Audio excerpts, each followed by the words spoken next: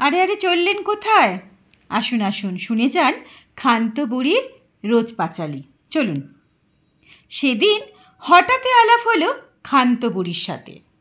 তার না বড় দুঃখ।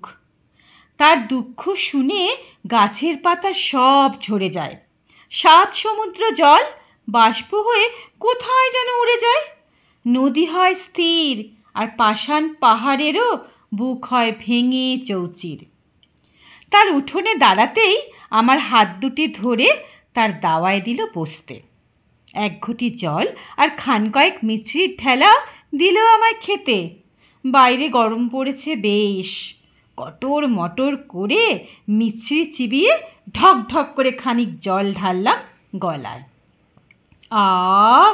কি তৃপ্তি! এরপরে শুরু হলো ক্ষান্ত বুড়ির পাঁচালি, মানে ক্ষান্ত বুড়ির নালিশ। 2 থেকে পাক্কা 2.5 ঘন্টা নাকি সুরে তার দুঃখের পাঁচালি হলো শুরু। বারবার কয়েকবার নাকও টানল। ভালো করে লক্ষ্য করলাম, চোখ দুখানি একেবারে খড়খড়ে শুকনো। মাঝে মধ্যে হ্যাঁ নাতে তাকে খানিক উৎসাহ দিলাম।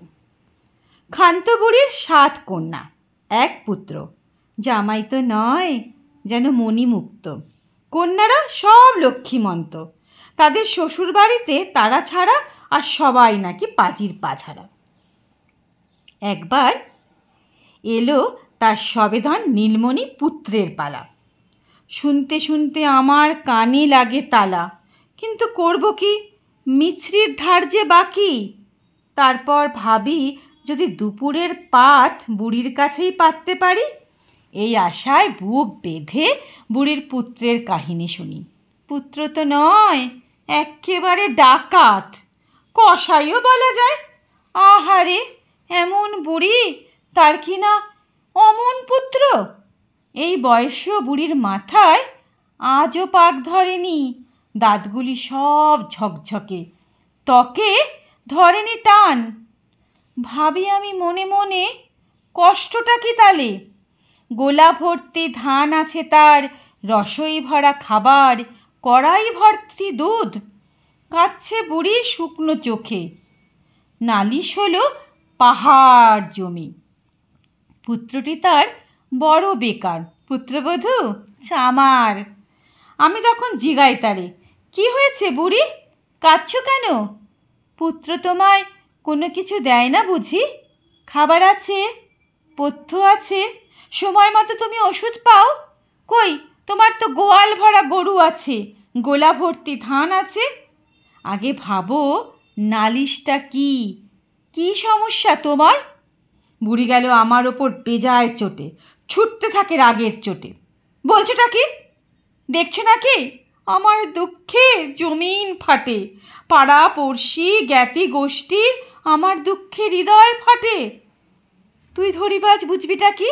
ভাবলি এমনি খাবার পাবি? আমার হ্যাঁতে হ্যাঁ মেলালে তবেই হবে লক্ষ্মী লাভ। আমার তখন বুক দুত্তুর। ক্ষান্ত বুড়ির ভয়ে তখন পালাই আমি কোথায় ভাবছি।